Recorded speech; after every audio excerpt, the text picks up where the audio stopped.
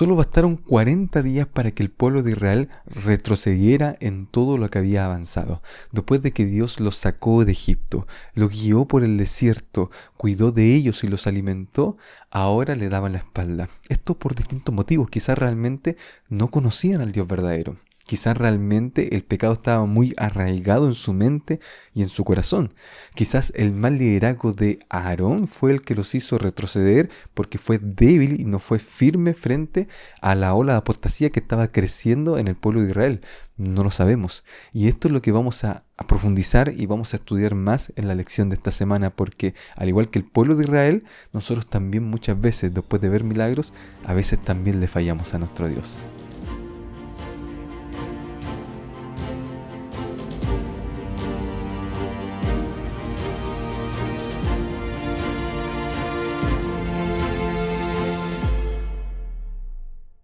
Hola a todos, bienvenidos a Escuela Sabática Simple. Estamos reunidos nuevamente para poder estudiar más de la palabra del Señor a través de la lección de Escuela Sabática. Y en esta ocasión ya estamos en la lección número 11, ya estamos casi terminando el libro de Éxodo. El título de la lección es Apostasía e Intercesión y vamos a estar estudiando cómo Israel, de un momento a otro, echa a la borda todo lo que había hecho Dios, es decir, todos los milagros, las señales, los milagros portentosos que Dios había hecho para poder liberarlos de Egipto, y se hace un becerro de oro y comienza a adorar este becerro de oro. Y ahí Moisés tiene que interceder por el pueblo. Es increíble todo lo que ocurrió. El versículo para memorizar se encuentra en Éxodo 32, 31 y 32 y dice lo siguiente: Entonces volvió Moisés ante el Señor y le dijo: Este pueblo ha cometido un gran pecado, porque se hicieron dioses de oro. Te ruego que perdones su pecado, y si no, ráeme ahora de tu libro que has escrito. Y acá viene lo principal de la lección, ya la intercesión de Moisés. Pero antes de poder repasar, vamos a tener una palabra de oración. Bendito Padre Celestial, te damos las gracias porque tú eres bueno, porque tú nos acompañas, porque tú siempre nos bendices. Y te rogamos, Señor, que tú nos puedas acompañar en esta lección, que tu Santo Espíritu pueda iluminar nuestra mente y corazón, y a la vez también te ruego, como lo hacemos cada semana, por aquellos que no la han estado pasando muy bien, aquellos que han tenido dificultades, Señor, tú dejaste esta herramienta que es la oración, para que nosotros, Señor, pudiésemos experimentar tus milagros. Oramos por esto, Señor. Bendícenos a cada uno, ilumina nuestra mente, te lo pedimos en nombre de Jesús. Amén. Muy bien, apostasía e intercesión. Y lo primero que resalta la lección, porque solamente vamos a estar estudiando el capítulo 32, tiene que ver con el liderazgo de Aarón, un liderazgo débil, que en el momento donde tenía que ejercer su carácter y demostrar realmente que era un líder espiritual, cedió ante la muchedumbre. Dice el capítulo 32, versículo 1 en adelante: Al ver el pueblo que Moisés tardaba en descender del monte, se acercaron a Aarón y le dijeron: Levántate, haznos dioses que vayan delante de nosotros, porque a Moisés, ese hombre que nos sacó de la tierra de Egipto, no sabemos qué le haya acontecido. O sea, Israel estaba acostumbrado en Egipto a ver muchos dioses, dioses para todas las cosas. Y de repente todo esto cambia drásticamente porque no había que hacerse ninguna imagen ni semejanza de ningún dios. Es decir, había un solo Dios, pero ese Dios es invisible a los ojos y solamente se accede a Él a través de la oración. Pero no hay algo visible para poder yo inclinarme y adorarlo. Entonces, para Israel era difícil este cambio, ¿no? Del concepto de adoración, del concepto de acercarse ante ese Dios majestuoso que está en todo lugar. Y nos dice lo siguiente, el texto bíblico: Y Aarón les dijo, y acá se ve cómo Aarón carecía de un liderazgo fuerte: Quitad los zarcillos de oro que están en las orejas de vuestras mujeres, de vuestros hijos y de vuestras hijas, y tráiganmelos. O sea, tráiganme todo. Entonces todo el pueblo se quitó los zarcillos de oro que tenían en sus orejas y los trajeron a Aarón. Él los recibió de sus manos, le dio forma con un buril e hizo de ello un becerro de fundición. Entonces ellos dijeron: Israel, estos son tus dioses que te sacaron de la tierra de Egipto. Oye, pero qué tremendo lo que dicen ellos, es decir, se construyeron, hicieron dioses semejantes a los dioses que habían en Egipto. La lección nos habla acerca del dios toro egipcio Apis y también del dios vaca Hathor, y estos son nuestros dioses, estos son. ¿Ya? Y de hecho Aarón responde de la siguiente manera. Cuando Aarón vio esto, edificó un altar delante del becerro y proclamó: mañana será un día de fiesta dedicado a Jehová. O sea, qué extraño todo lo que nosotros estamos viendo acá en estos versículos. Porque la apostasía rápida, Aarón flaquea en su liderazgo e inmediatamente ellos dicen: estos son tus dioses. En realidad necesitamos dioses visibles. Qué tremendo cómo uno puede fallar rápidamente y la presión del grupo te hace fallar a ti como líder. De hecho, nos dice lo siguiente el Espíritu de Profecía en Patriarca Profeta, y esto está en la lección de Escuela Sabática. Vamos a leerlo. Dice: para hacer frente a semejante crisis, hacía falta un hombre de firmeza, decisión y ánimo imperturbable. Alguien que considerara el honor de Dios por sobre el favor popular. Su seguridad personal y su propia vida. Pero el líder provisorio de Israel no tenía ese carácter. Aarón reconvino débilmente al pueblo, pero su vacilación y timidez en el momento crítico solo sirvieron para hacerlos más decididos. El tumulto creció y un frenesí ciego y irrazonable pareció posesionarse de la multitud. O sea, un frenesí, era algo del momento, eran las multitudes. Algunos permanecieron fieles a su pacto con Dios, pero la mayoría del pueblo se unió a la apostasía. Y esto es un efecto de masas. Es decir, cuando tú estás dentro de las masas, la presión es tan fuerte en las masas que tú pierdes tu individualidad y cedes ante tus valores, cedes ante tus creencias, cedes, ¿cierto?, ante lo que tú consideras que es correcto por causa de seguir las masas. Esto ocurre mucho, por ejemplo, cuando la gente va a los estadios y se reúnen los grupos, ¿no?, los hinchas, y están allí, ¿cierto?, gritando y cantando y todo, y llega un momento donde tú te olvidas y quizás comienzas a hacer cosas que tú pensaste que no harías, ¿ya? O a decir cosas que tú nunca pensaste decir, pero estás dentro del tumulto, estás dentro de la masa. Lo mismo ocurre cuando la gente va a las marchas y está allí con el frenesí de la marcha, del momento, del tumulto, comienza a pelear, ¿no?, contra las Fuerzas Armadas, y tú pierdes tu individualidad y no te das cuenta cuando ya estás tirando las piedras y eres parte de la masa, eres parte del grupo, eres parte del frenesí y estás diciendo cosas, todo. ¿Ya? Se pierde la individualidad frente a la presión de la mayoría, ¿ya? Producto, ¿cierto?, de este efecto de frenesí, por este efecto de masa.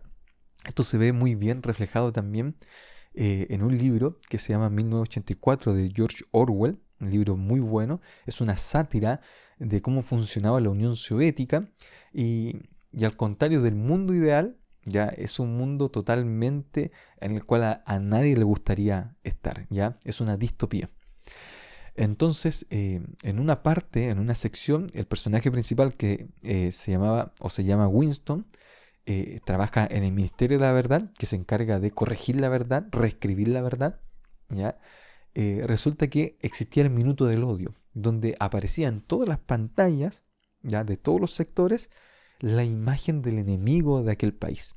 Entonces, en ese momento del minuto del odio, todas las personas apenas colocaban allí la imagen, inmediatamente la gente comenzaba a insultar, comenzaba a decir cosas en contra del enemigo, y era un momento, era el minuto del odio, Todos comenzaban a tirar, en términos modernos, hate, ¿no? Hate contra odio, contra el personaje, ¿no? Odio contra el enemigo, todo. Entonces Winston queda mirando a las masas porque esto es como instantáneo. Se coloca la imagen y toda la gente se para, se pone de pie, comienza a lanzar cosas contra la persona que aparecía en la pantalla. Y esto es de todos, es decir, es un efecto de masa, es una histeria colectiva.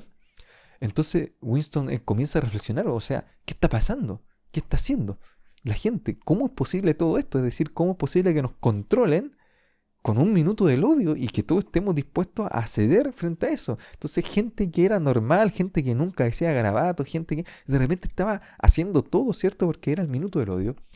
Y nos dice ahí en la historia de que Winston no se dio cuenta cuando de repente volvió en sí y se miró a sí mismo, y él ya había estado hace rato diciendo grosería, insultando, hablando en contra del enemigo de la nación, del enemigo del gran hermano. O sea, estaba haciendo lo mismo. No se dio ni cuenta, porque fue un efecto del momento donde perdió su individualidad y finalmente se convirtió en parte de la masa. Ese es el efecto masa. Y eso es lo que nosotros vemos acá con Israel, es decir, Aarón cede No es capaz de conservar su individualidad, no es capaz de conservar su carácter, no es capaz de ejercer un liderazgo firme para que el efecto masa no presione a las minorías y no presione a todo el pueblo de Israel, pero aún así él cede frente a esta presión y más encima, ya con la euforia del momento, dice, mañana será un día de fiesta dedicado a Jehová. Miren lo ridículo que está diciendo acá Aarón, es decir, ahí están los becerros y dice, pero mañana va a ser una fiesta a Jehová porque estos son los dioses que nos sacaron de la tierra de Egipto. O sea, qué tremendo lo que pasó en la mente de Aarón y cuán fácilmente nosotros frente a las multitudes, frente a la presión de la mayoría, podemos ceder ante nuestros principios y nuestras creencias. Y ahí viene el peligro, ¿ya? El cristianismo resalta la individualidad, exalta, ¿cierto?, al hombre, al individuo. Nosotros decimos que la salvación es personal porque tenemos una relación directa entre yo y tú, entre Dios y nosotros, y por lo tanto estamos ante la presencia de Dios nosotros mismos, sin ningún cierto intercesor más que Cristo Jesús como nuestro intercesor delante de la presencia del Señor, ¿ya? En cambio, hay otros grupos religiosos que resaltan la comunidad, ¿ya? Por ejemplo, la Iglesia Católica dice que fuera de la Iglesia no existe salvación. Y esto es totalmente contrario a lo que cree el protestantismo. Es decir, en el protestantismo eres tú frente a Dios. La salvación es personal. Eres tú quien decide. Hay libertad. Pero en cambio, en la Iglesia Popular, que es más colectiva, no hay salvación sino solamente dentro de la comunidad que es la Iglesia. Es interesante todo esto, ¿ya? Pero son perspectivas, son visiones que estamos presentando. Entonces, Aarón cedió frente a la presión, falló su liderazgo, falló el carácter, fue estrepitosa la caída, y ahí viene, cierto, todo este tema de la idolatría, ¿no? Y dice lo siguiente en el versículo 6 del capítulo 32 que estamos leyendo. Al día siguiente madrugaron, ofrecieron holocaustos y presentaron ofrendas de paz. Imagínense, holocaustos, ofrendas de paz. Holocausto que tiene que ver con la consagración completa, porque el holocausto del animal tenía que ser quemado completamente. Nada se comía de él, absolutamente nada, porque representaba la consagración completa a Dios. Y ofrendas de paz que, claro, se ofrecían a los dioses, pero se podían compartir con las personas, es decir, se podían alimentar las personas de esa ofrenda de paz.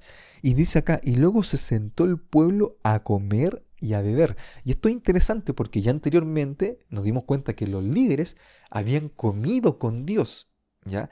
Es decir, había un acto, ¿cierto?, de compartir el pan, que nosotros hablamos que hoy en día nosotros también podemos adorar de esa manera, pero cuando compartimos el pan en la Santa Cena. Pero ahora el pueblo se sienta a comer, es un acto ritual el que están haciendo, y beben y se levantan y se regocijan, ¿ya? Es decir, bebieron, comieron, hicieron una fiesta, era un ritual espiritual de consagración completa a estos dioses y de agradecimiento a estos dioses. Por eso Dios le espantó tanto y le molestó tanto esta apostasía, porque claramente estaban haciendo todo lo contrario a lo que habían hecho anteriormente, es decir, fue el ritual de consagración. Recordemos que ya 3 veces habían dicho nosotros obedeceremos estos mandatos, obedeceremos estas leyes, pero fracasaron después de 40 días. Es decir, el fracaso fue total, total. Y ahora uno tiene que pensar en uno mismo, es decir, ¿cuántas veces nosotros mismos hemos fracasado delante de Dios y le prometemos al Señor, no lo voy a hacer nunca más voy a cometer el mismo pecado, nunca más voy a fallar a mi familia, nunca más voy a volver a hacer esto, voy a dejar completamente eso, pero fracasamos, fracasamos, fracasamos y fracasamos. Es decir, le fallamos a Dios. Y claro que esto daña el corazón de Dios, claro que esto daña nuestra relación con el Señor. Pero nosotros nos vamos a dar cuenta que aún en medio de nuestros errores, Dios sigue siendo misericordioso con cada uno de nosotros. O sea, es tremenda la misericordia que Dios tiene para con cada uno de sus hijos.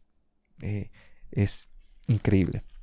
Entonces, nosotros vemos, ¿cierto?, este fracaso y lo vemos, ¿cierto?, en la construcción de estos dioses. Y de hecho, Salmo nos advierte constantemente, nos dice acerca de los falsos dioses, ¿no?, que son construidos con manos humanas, tienen ojos pero no ven, tienen oídos pero no oyen, finalmente son dioses que lo hacemos semejante a nosotros mismos. Y ahí el peligro de la idolatría, ¿ya?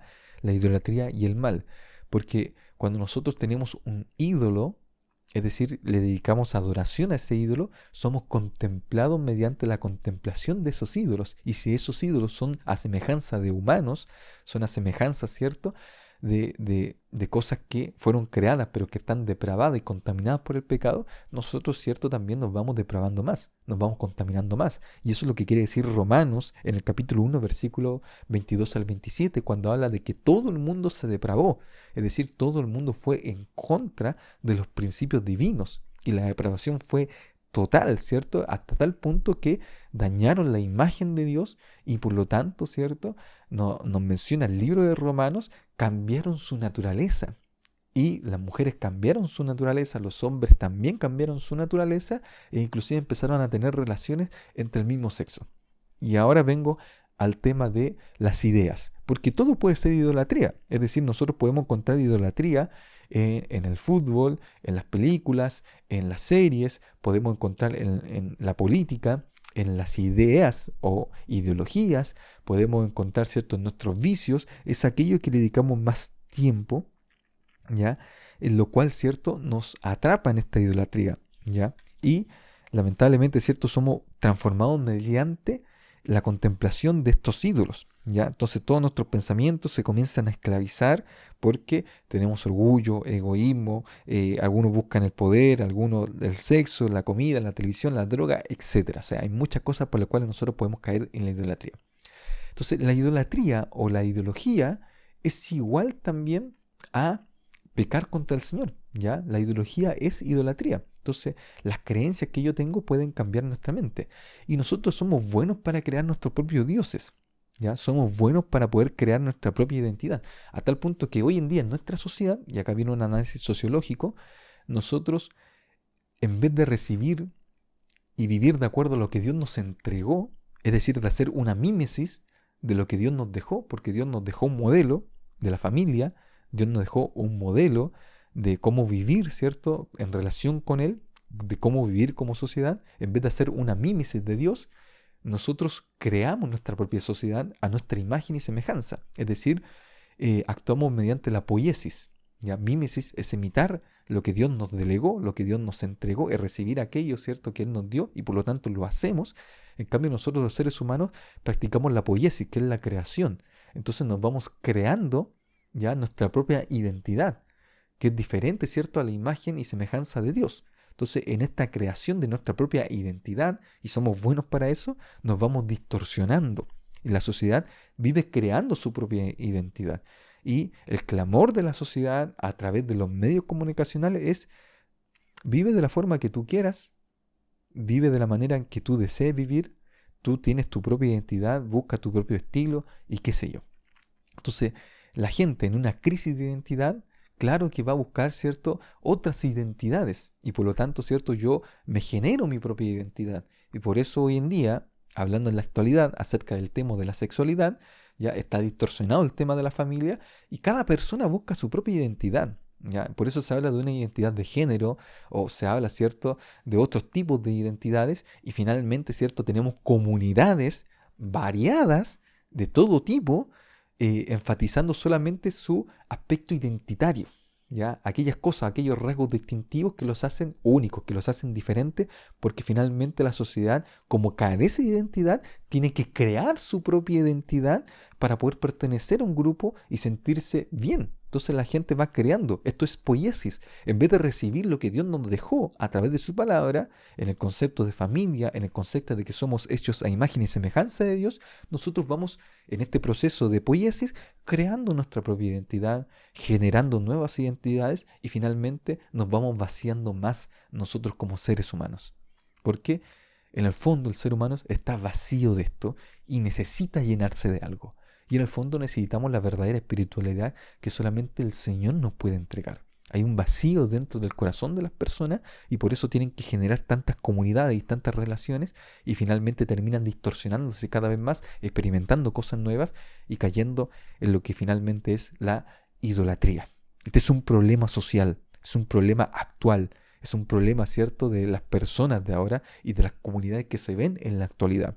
Ya hablamos acerca de los grupos, de la presión de las masas y vemos, ¿cierto?, que estas masas están carentes ahora de identidad. Hay un clamor por la identidad, a tal punto de que inclusive en el mismo adventismo se habla acerca de una crisis de identidad, es decir, estamos perdiendo nuestro foco, ¿ya? Y perdóneme si profundizo un poco en esto, perdóneme si me desvío un poco del tema, pero creo que esto es algo relevante, ¿no? Porque el pueblo, y yo veo esto en el pueblo de Israel, un pueblo que carece de identidad, un pueblo que no comprende todavía lo que es la verdadera relación o comunión con el Señor y por lo tanto, ¿cierto?, trata de rellenar esos espacios vacíos, esos huecos a través de la idolatría. ¿Qué es lo que nos pasa hoy en día? Es decir, como nosotros estamos vacíos de Dios, buscamos, ¿cierto?, a través de las drogas, a través de la sexualidad, a través, ¿cierto?, de las series, a través de las películas, a través de las comunidades, ¿cierto?, en la juventud otaku, ¿cierto?, a través de la música, ¿no? A través de distintas cosas, ¿cierto?, vamos llenando ese vacío que en el fondo sentimos para poder sentirnos parte de un grupo, podernos sentirnos aceptados, poder tener algo que nos defina a nosotros mismos, y estamos llenando esos huecos que en el fondo solamente pueden ser llenados y satisfechos realmente con Dios. Es el clamor de Agustín de Hipona, ¿no? O sea, nunca vamos a estar completamente bien porque tú nos has creado para ti mismo y solamente en el encuentro contigo, oh Dios, es que nosotros vamos a estar bien, si no siempre vamos a estar incómodos, vacíos, porque fuimos creados por Dios y fuimos creados para Él. Pero el problema es que las personas, ¿cierto?, buscan esto a través de los estudios, el trabajo, la serie, ya lo hablamos, lo dijimos, y finalmente el deporte, videojuegos, todas aquellas cosas, ideas políticas, compras, qué sé yo, para poder llenar ese vacío. Muy bien. Entonces, la idolatría es extremadamente, como dice la lección, peligrosa, porque transforma nuestra personalidad, nuestra forma de pensar, nuestros afectos y nuestra vida social. Y acá viene, la lección lo dice, por eso yo enfaticé lo de la identidad. Cambia nuestra identidad y sustituye las relaciones personales auténticas por interacciones huecas y sin sentido que no pueden salvarnos. O sea, la identidad afecta nuestra forma de ver el mundo, nuestra cosmovisión. La idolatría afecta nuestra forma de ver el mundo, ¿ya? Entonces, hueco, vacío, que solamente puede ser llenado con Dios. Y esto es lo que le estaba pasando a Israel. Yo creo que eso es lo que trata de resaltar un poco la lección de escuela sabática, y acá lo estamos enfatizando más como un problema social. Es decir, hay un problema en nuestra sociedad. Israel tenía este problema y lamentablemente está afectando a nuestros jóvenes, a nuestros niños, a las personas en general. Entonces, Dios se molesta, claro que se molesta. Dios se enoja porque Dios les delegó algo, es decir, Dios les mostró sus principios, Dios les mostró sus preceptos, Dios les mostró las promesas. Y Él les dijo, esta es mi ley de amor. Y con esto ustedes van a sentirse plenamente llenos, satisfechos. Pero Israel no lo vio así, no lo entendió así. Hizo un pacto a la rápida, dijeron sí, aceptamos, obedeceremos, pero no comprendieron realmente la importancia de ese compromiso y de ese pacto que habían hecho. Entonces nos dice del versículo 9 al 29 que Dios se enojó. Y dice acá, miren, pronto se han apartado del camino porque le dice Jehová a Moisés, mira, anda y mira porque el pueblo se ha corrompido. Se han apartado del camino que yo les mandé, se hicieron un becerro de fundición, lo adoraron, le ofrecieron sacrificio. Israel, estos son tus dioses que te sacaron de la tierra de Egipto, dijeron. Y continuó diciendo Jehová a Moisés, yo he visto a este pueblo, que por cierto es pueblo muy terco. Ahora pues déjame que se encienda mi ira contra ellos y los consuma, pero de ti haré una nación grande. Fíjense lo que le estaba prometiendo a Moisés. ¿Ya? Es decir, estaba estructurando quizá un nuevo compromiso con Moisés, ¿ya? Ahora, ¿cierto? Como quizás el gran generador, ¿cierto? De una nueva familia espiritual, ¿sí? A través de Moisés, pero Moisés rechaza esto y dice el versículo 11, entonces Moisés oró en presencia de Jehová su Dios y dijo, ¿por qué Jehová se encenderá tu furor contra tu pueblo, el que tú sacaste de la tierra de Egipto con gran poder y con mano fuerte? ¿Por qué han de decir los egipcios, para mal los sacó, para matarlos en los montes y para exterminarlos sobre la faz de la tierra? Vuélvete del ardor de tu ira y arrepiéntete de este mal contra tu pueblo. Acuérdate de Abraham, de Isaac, de Israel, tus siervos, a los cuales has jurado por ti mismo y les has dicho, yo multiplicaré vuestra descendencia como las estrellas del cielo, y le daré a vuestra descendencia toda esta tierra de que os he hablado, y ellos la poseerán como heredad para siempre. Fue una oración extraordinaria, una oración osada, una oración pidiendo misericordia. Acuérdate, arrepiéntete del mal, porque hiciste un pacto, hiciste una promesa. Ahora Dios conoce el fin desde el principio. Entonces Dios sabía que Moisés iba a actuar de esa manera. Dios sabía también que su pueblo iba a apostatar, ¿no? Iba a renegar de lo que él había hecho. ¿Ya? Dios conoce todo, pero su preconocimiento no es causativo. ¿Ya? Es decir, que él conozca el futuro no quiere decir que él genere forzadamente las acciones que toman libremente las personas, porque existe una libertad de acción, existe un libre albedrío. ¿Ya? Su preconocimiento no es causativo de las acciones de las personas. Vuelvo a enfatizar aquello. Entonces, el arrepentimiento de Dios es una manera vaga de expresar, una manera humana, un antropomorfismo vago de poder expresar que realmente Dios es misericordioso siempre. O sea, Dios siempre estuvo dispuesto a poder perdonar a su pueblo. Y nos dice acá lo siguiente, que Jehová se arrepintió del mal que dijo que habría de hacer a su pueblo. Se arrepintió del mal. O sea, acá nosotros vemos, ¿cierto?, que la misericordia de Dios es tremenda. Es tremenda frente a la apostasía de todo el pueblo de Israel. Entonces Moisés se volvió, descendió del monte, trayendo en sus manos las dos tablas del testimonio, tablas escritas por ambos lados, de uno y del otro lado estaban escritas. Las tablas eran obra de Dios, y la escritura era escritura de Dios grabada sobre las tablas. Entonces cuando bajó estaba Josué esperando, oye un tumulto, oye un ruido, y resulta que en medio de ese ruido Josué dice, no, parece que hay una guerra, y Moisés le dice, no, el pueblo está apostatando, el pueblo se está desviando. Y dice lo siguiente el texto bíblico, no son voces de vencedores ni alaridos de vencidos, oigo cánticos de coros. ¿Ya? O sea, estaban celebrando, estaban en esa fiesta, en ese ritual espiritual, apostatando. Y aconteció que cuando Moisés llegó al campamento, vio el becerro y las danzas, se enfureció y arrojó de sus manos las tablas y las quebró al pie del monte. ¡Qué imagen tremenda! O sea, era una imagen clara de que se había quebrado el pacto. O sea, se quebró. Los mandamientos caen al suelo, se rompen y se rechazó el carácter de Dios, se rechazó el pacto con Dios, se rechazó a Dios mismo. Y el pueblo ya fue una imagen impactante para las personas que estaban allí, ¿no? Todos habrán guardado silencio en ese momento porque fue tremendo, porque bajó Moisés, el líder, y de repente, ¿cierto?, están todos en apostasía. Todo lo que dijeron que no iban a hacer, lo estaban haciendo en ese momento, es decir, los pilló. Y cuando a ti te pillan en medio de la apostasía, cuando a ti te pillan, ¿cierto?, en medio de la desobediencia, es como un niño pequeño, ¿cierto?, que le dijeron que no hiciera esto y tú lo hiciste igual y de repente llegan tus papás y te das cuenta, ¿cierto?, de que estás equivocado y te pillan, ¿cierto?, haciendo lo que te dijeron que no. ¿Cómo reacciona uno? O sea, la sorpresa es grande, uno no tiene que decir, o uno trata de excusarse, y eso fue lo que hizo Aarón. Y miren lo que dice acá.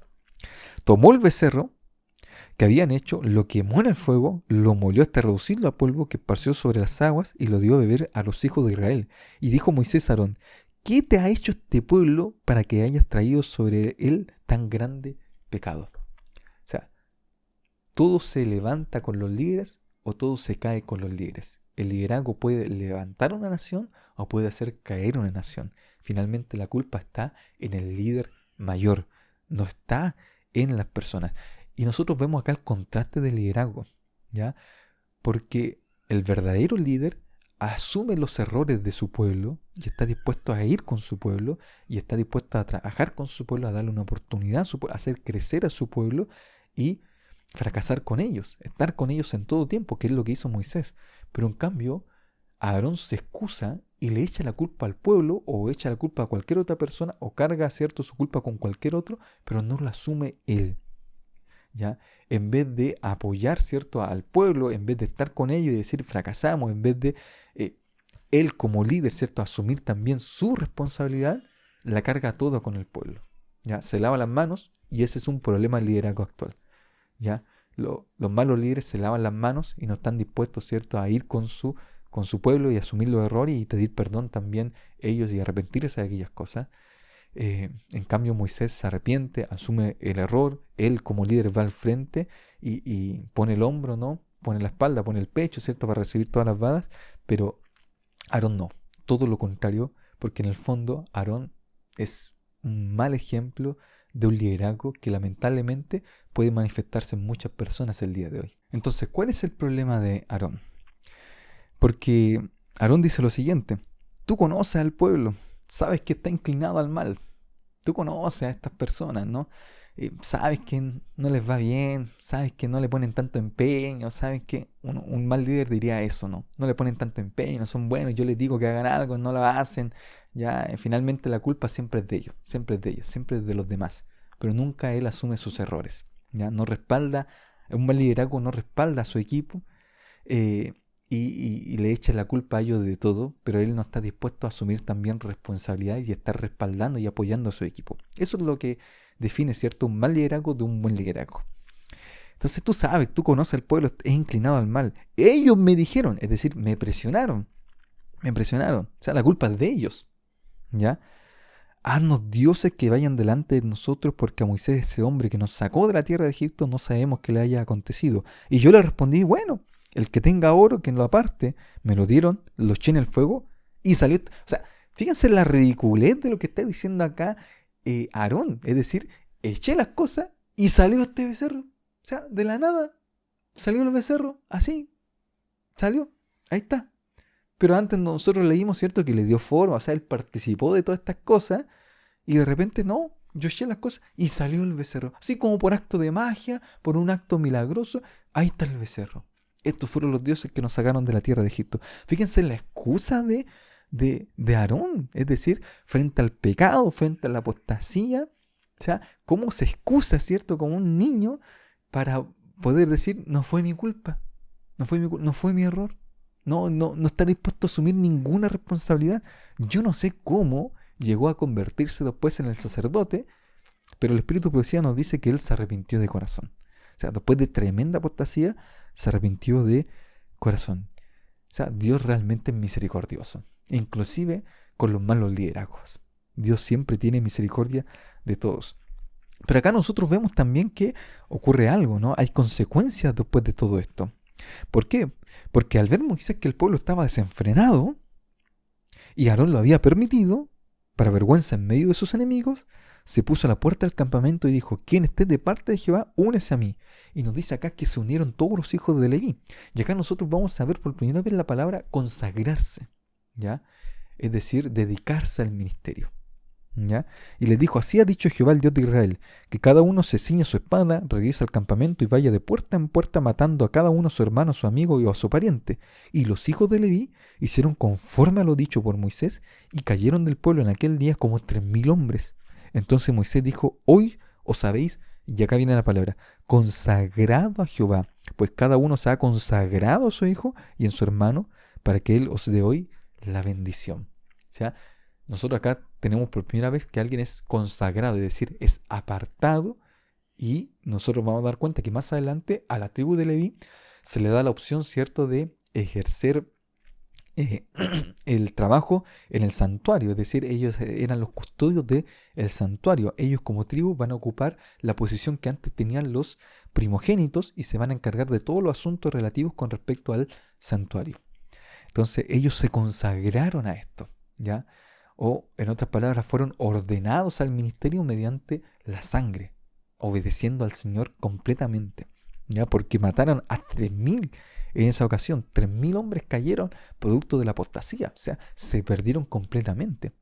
Si nosotros hiciéramos un paralelismo quizá un poco más forzado, esto tiene que ver con la predicación del Evangelio en Hechos cuando desciende el Espíritu Santo. Ustedes recordarán que en esa ocasión se convirtieron como 3,000 hombres. Entonces acá nosotros vemos que caen 3,000 hombres producto de la apostasía, pero en el otro, en Hechos, desciende el Espíritu Santo en la consagración y se convierten como 3,000 hombres producto de la consagración y producto, ¿cierto?, de la predicación del Evangelio por la venida del Santo Espíritu. O sea, hay un contraste y un paralelismo entre la muerte de los 3,000 y la conversión de los 3,000 en el Nuevo Testamento, ¿ya? Entonces así se consagraron los levitas desde ese punto, ya ellos, ¿cierto?, iban a pertenecer al trabajo del santuario. Entonces, ¿cómo el pueblo se salvó? Simplemente por la intercesión de Moisés. Ya Moisés ora al Señor nuevamente y Moisés intercede por su pueblo. ¿Y cuál es la intercesión que hace Moisés? Porque la ira era justa, ¿ya?, del Señor. Y acá él hace esta oración intercesora que a nosotros nos va a revelar muchas cosas, ¿ya? Una oración, existen 4 tipos de oraciones. Existe la oración por la alabanza, Es decir, de agradecimiento al Señor, uno alaba al Señor, canta cánticos hacia el Señor, hay agradecimiento por lo que Él ha hecho en nuestra vida. También hay oraciones de arrepentimiento, es el segundo tipo de oración, cuando yo pequé contra el Señor y por lo tanto me arrepiento y le pido perdón en su presencia. Después están las oraciones por petición, cuando yo pido, ¿cierto?, que me vaya bien con mi familia, económicamente, cuando yo pido, ¿cierto?, por una enfermedad, cuando yo pido para que uno pueda prosperar. Y también está, por último, en cuarto lugar, la oración de intercesión, que es la que nosotros vamos a ver a continuación. Y dice lo siguiente acá, versículo 30. Aconteció que el día siguiente dijo Moisés al pueblo: vosotros habéis cometido un gran pecado, pero yo subiré ahora donde está Jehová y quizás le aplacaré acerca de vuestro pecado. Y miren lo que dice acá. Entonces volvió Moisés ante Jehová y le dijo: puesto que este pueblo ha cometido un gran pecado al hacerse dioses de oro, te ruego que perdones ahora su pecado, y si no, bórrame del libro que has escrito. Te ruego que, por favor, perdones. Pero ese te ruego que perdones, la palabra hebrea se puede traducir mejor como llevar o cargar. Es decir, lo que le está pidiendo Moisés a Dios es: tú carga con el pecado, tú lleva el pecado. Es decir, que el pueblo no carga con este pecado, es decir, tú llévalo. En Isaías 53 se dice que Él llevó nuestras enfermedades. Se utiliza la misma expresión, la misma palabra. Él llevó, Él cargó con nuestro pecado, Él cargó con nuestras enfermedades. Entonces, por favor, no nos hagas culpables a ellos y toma tú el pecado. Es decir, anunciando que es Dios quien lleva el pecado del pueblo, anunciando que Jesucristo es quien carga el pecado de la humanidad para morir por nosotros y asumir, ¿cierto?, la culpa por nosotros, asumir las consecuencias por nosotros. Eso es lo que le está pidiendo Moisés. Tú lleva el pecado, porque nosotros no podemos cargar el pecado, porque el pecado produce la muerte. Entonces, tú mueres por nosotros. Sé nuestra expiador, es decir, límpianos, ¿cierto?, de todo este pecado y llévalo tú. Eso es lo que le está pidiendo. Pero si no lo vas a hacer, entonces sácame del libro, bórrame del libro de la vida, sácame, porque yo como líder tengo que ir con mi pueblo. Nuevamente resalta acá el liderazgo de Moisés, ya que en vez de echar la culpa, él carga con la culpa y también, ¿cierto?, él dice: y yo voy a ir a todas, ¿cierto?, a morir por mi pueblo. Si no, sácame de tu libro. Pero carga tú el pecado, lleva tú la culpa, perdona. Ya, él llevó nuestras enfermedades. Entonces acá nosotros vemos, ¿cierto?, la importancia de esto, de cómo Dios carga el pecado, ¿cierto?, y lo que pide Moisés. ¿Ya? Y esto tiene que ver también con las reglas de combate, porque nosotros estamos viendo una intercesión, una oración intercesora, y en el gran conflicto nosotros podemos interceder. Hay algo milagroso allí, algo que no podemos explicar del todo, pero con respecto a la intercesión que se produce, ¿ya? Nosotros podemos interceder, es decir, Satanás está limitado, Dios mismo se limita, se autolimita, para que nosotros de alguna manera actuemos y Él pueda, ¿cierto?, interceder, Él pueda hacer algo por las demás personas. ¿Saben ustedes que hay gente que hoy en día no cree en la oración intercesora, simplemente en la oración directa con Dios? Pero la Biblia es clara con respecto a la oración intercesora, es decir, acá lo estamos viendo y Dios nos dice, ¿cierto?, que podemos orar por las demás personas y Dios va a actuar por las demás personas, ¿ya? Dios, a través de estas reglas de combate, a través de estas reglas de juego en este gran conflicto espiritual, Él mismo se limita, Él limita a Satanás, pero tiene que ver, ¿cierto?, para mostrar parcialmente el resultado del pecado, es decir, se muestra, se permite que Satanás actúe en esta apostasía todo para ver cómo un reinado de Satanás degenera el carácter de las personas, cómo el pecado cuando reina en la vida de las personas finalmente las termina haciendo más mal que bien. Y el fin último del pecado siempre va a ser, y el fin último del reino de Satanás va a ser la muerte. La muerte. Entonces, Dios permite, ¿cierto?, que Satanás actúe, Dios permite, ¿cierto?, que en este mundo caído Satanás, pero siempre de manera limitada, para demostrar realmente que las consecuencias del reino de Satanás son, pero las peores, son las peores. Acá nosotros vemos finalmente que en la apostasía murieron como 3.000 hombres, porque lamentablemente esa es la consecuencia final del pecado. Pero si no fuera por esta intercesión, si no fuera por la misericordia de Dios mismo para con su pueblo, quizás todo el pueblo hubiese desaparecido. Dice acá: Jehová respondió a Moisés: al que peque contra mí, lo borraré yo de mi libro. Ve pues ahora, lleva este pueblo a donde te he dicho, y mi ángel irá delante de ti, pero en el día del castigo los castigaré por su pecado. Y Jehová hirió al pueblo a causa del becerro que hizo Aarón. hubieron consecuencias del pecado, porque el pecado siempre tiene consecuencias. Y cada vez que nosotros pecamos, cada vez que nosotros fallamos, cada vez que nosotros decidimos voluntariamente ir en contra de la voluntad del Señor y de hacer cosas, ¿cierto?, indebidas que van contra su ley, hay consecuencias, lamentablemente. Entonces, Jehová permite que a veces nosotros seamos heridos por nuestras propias consecuencias, para que nosotros veamos que los resultados de elegir un mal camino finalmente son la tristeza, la muerte, el llanto, y no hay nada de lindo, no hay nada de bonito, no hay nada de bueno en ir en contra de los preceptos y los mandamientos de Dios. Porque los mandamientos, como ya mencionamos, son para resguardarnos, son para protegernos, son para que nosotros vivamos una vida plena, son para que nosotros seamos felices. Son 10 formas en las cuales nosotros podemos ser más felices viviendo en armonía con Dios y también con nuestro prójimo. Pero recordemos esto, aunque nosotros pequemos, aunque nosotros caigamos, Dios siempre va a tener misericordia de nosotros y Él va a cargar el pecado porque Él murió en esa cruz para que nosotros accedamos a la vida eterna. Dios te bendiga, Dios te acompañe y que podamos seguir estudiando más de la palabra del Señor porque Dios tiene misericordia de cada uno de nosotros y aunque fallemos, Él está dispuesto a levantarnos, a perdonarnos para que sigamos junto a Él por toda la eternidad. Un abrazo grande.